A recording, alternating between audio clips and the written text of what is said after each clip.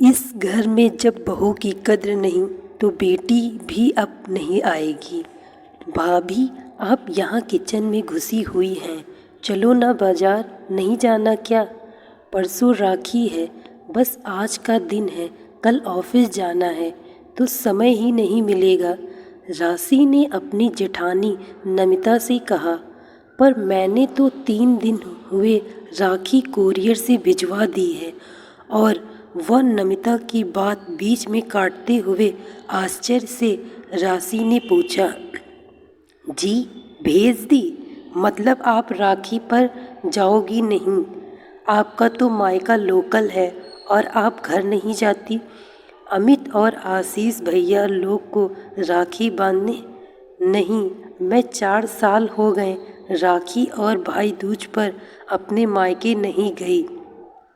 कहते हुए नमिता की आंखें भर आईं, जिन्हें छुपाने के लिए वह सिंह की तरह मुड़ गई। भाभी, आप मुझे बताओ, क्यों नहीं जाती? कुछ गंभीर बात है या आप नहीं बताना चाहती? तो मैं आप पर दबाव नहीं डालूंगी। राशि ने पूछा, नहीं, ऐसी कोई बात नहीं है। मम्मी जी का कहना है कि रितु और अलका आएंगी राखी वाले दिन, तो वह क्या खुद काम करेंगी यहाँ मायके में? तो तुम अपनी राखी भेज दिया करो कोरियर से। मैंने शुरू में कहा भी कि मैं रात को जाकर भाई लोग को राखी बांधकर सुबह सुबह आ जाऊंगी, तो वह तब भी नहीं मानी। अब अमित तुम्हारे भाई साहब ने तो मुंह खोलना ही नहीं है। तो क्या करती? तो क्लेश करती या फिर चुप रहती?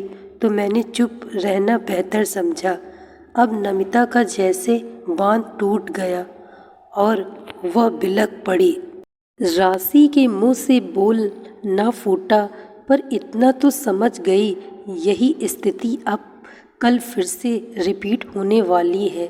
अभी राशि सोच ही रही थी कि नमिता की आवाज़ आई, मेरे मायके में तो भाई दूज भी मनाया जाता है, पर यहाँ तो ये रीत ही नहीं है, तो मेरा भाई दूज भी बंद करा दिया कि हमारे यहाँ यह रिवाज नहीं है, तो तुम्हें अब इस घर के हिसाब से चलना है।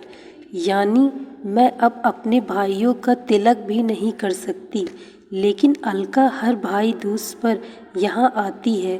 उसने अपने ससुराल में कहा है कि हम तो भाई दूज मनाते हैं। मज़े की बात तो यह है कि उसके ससुराल में भी भाई दूज नहीं मनाया जाता, लेकिन वह झूठ बोलकर सारा दिन यहाँ बिता जाती है। बेटियों का तो मायका है, पर बहू का? कहते हुए नमिता फिर रोने लगी। राशि ने जेठानी को चुप कराया। राशि की शादी विवेक से 10 महीने पहले हुई थी, तो हाजिर है कि उत्साह भी कुछ ज़्यादा ही था। नमिता की शादी हुए 4 साल हो गए। उनकी 1.5 वर्ष की बिटिया भी थी। दोनों बहुएं कामकाजी थी। आपस में दोनों समझदारी व प्यार से चलती थी। सासू माँ सुमन जी को दोनों का बहनापा पसंद नहीं आया, पर उन्हें आराम मिल रहा था तो चुप लग जाती थी। नमिता बड़ी बहू पर उनका पूरा कंट्रोल था। नमिता का पति अमित माँ के आगे जुबान नहीं खोलता था। नमिता ने शुरू में 1-2 बार कहा भी कि मम्मी का रवैया ठीक नहीं है। रितु और अलका भी आग में घी डालने का काम करती है, पर अमित सिर्फ सुनता था। गलत को भी गलत कहने का साहस उसमें न था, तो नमिता ने भी कुछ कहना छोड़ दिया। रात को डिनर करते समय राशि ने सासू माँ से कहा, मम्मी जी, परसों राखी है। मैं और भाभी कल आधा दिन की छुट्टी लेकर बाजार चली जाएंगे। राखी, मिठाई और गिफ्ट भी लाना है। कल यह काम करते हुए आएंगे। आपको कुछ मंगवाना हो तो बताएं। सुमन जी ने खाते हुए अपना हाथ रोक लिया। तुमने अपनी राखी अभी तक भेजी नहीं कोरियर से? नमिता ने तुम्हें बताया नहीं? राखी वाले दिन तुम कैसे जा सकती हो? रितु और अलका ने भी तो आना है। तो सुमन जी की बात बीच में काटते हुए राशि बोली, हाँ तो आए ना, उन्हें किसने मना किया है। वह अपने मायके, हम अपने मायके। क्यों भाभी, कहते हुए राशि ने नमिता की तरफ देखा। नमिता की सांस ऊपर नीचे होने लगी। बोली, कुछ नहीं तो क्या, त्यौहार वाले दिन दोनों अपने मायके आकर यहाँ काम करेंगी। सुमन जी ने आवाज़ में तेजी लाकर पूछा, क्यों करेंगी। हम सुबह सुबह सब कुछ तैयारी करके जाएंगे, बस चपाती बनानी होगी तो वह तो बन ही जाएंगी। 8-10 चपाती ही तो डालनी होंगी। भाभी मेरे साथ चली जाएंगी, रास्ते में ही उनका मायका पड़ता है, उन्हें वहाँ उतार दूंगी और शाम को हम साथ में आ जाएंगे। राशि ने थोड़े में ही सारी बात रख दी। अब सुमन जी का भड़कना स्वाभाविक था। नहीं, नमिता ने तुम्हें बताया नहीं, राखी पर वह भी मायके नहीं जाती। घर की लड़कियां आएंगी तो यहाँ कौन करेगा। बहू हो तो बहू की तरह रहो। शांति प्रसाद जी, सुमन जी के पति ने कुछ कहना चाहा तो सुमन जी ने एकदम रोक दिया। और औरतों का मामला है, आप चुप रहिए। और शांति प्रसाद जी चुप बैठ गए। मम्मी जी, बहुएं हैं तो किसी की बेटी और बहन भी हैं। क्या बहू को अपने भाइयों का शगुन करने का, तिलक करने का कोई हक नहीं है। आपकी बेटियां और दूसरों की बेटियां। मैं तो ज़रूर जाऊंगी और भाभी भी मेरे साथ जाएंगी, उन्हें मैं छोड़ दूंगी।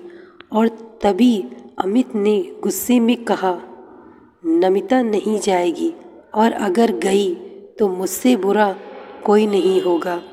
मम्मी ने जो कह दिया तो कह दिया, बाकी तुम जानो। और विवेक एकदम बोला, सही है भैया, दोनों नहीं जाएंगी। और मम्मी, रितु और अलका दोनों को बोल दो, फिर वह अपनी राखियाँ हमें कोरियर से भेज दें। उनकी भी तो नंदे मायके आएंगी, तो क्या त्यौहार वाले दिन वह अपने घर में काम करेंगी। बिल्कुल नहीं। सब स्तंभ खड़े विवेक का मुंह देखने लगे। भैया, मुझे तो ताज्जुब हो रहा है, आपको मैं अपना आदर्श मानता था, पर पता नहीं था कि आपकी सोच भी ऐसी होगी। आपको भाभी का कर्तव्य याद है, पर आपका क्या कर्तव्य है वह भूल गए या याद नहीं रखना चाहते। अपनी माँ और बहनों को खुश करने के लिए पिछले 4 सालों से अपनी पत्नी को इस खुशी से दूर कर दिया। क्यों, आपकी बहनें हैं तो उनके भाई नहीं हैं क्या। और मम्मी, आपने बरसों पहले हमारी बुआ जी का आना बंद करवा दिया था। पापा ही जाते थे राखी बंधवाने, तब आपने एक बेटी का यहाँ आना बंद किया था और अब बहुओं का जाना बंद करना चाहती हैं। ठीक है, फैसला आप करो। अगर इस घर की बहुएं नहीं जाएंगी तो आपकी बेटियां भी यहाँ नहीं आएंगी। वह राखी अपने घर मनाएंगी या फिर यह 2 बेटियां भी अपने मायके जाएंगी। और ये कहता हुआ विवेक कमरे से बाहर चला गया और पीछे छोड़ गया गहन स्तंभता। दोस्तों, मैं आशा करती हूँ आपको यह कहानी अच्छी लगी होगी। यदि कहानी अच्छी लगी हो तो वीडियो को लाइक तथा चैनल को सब्सक्राइब अवश्य करें। आने वाली ऐसी ही कहानियों को सुनने के लिए बेल आइकन को प्रेस करें। Thank you so much watching this video.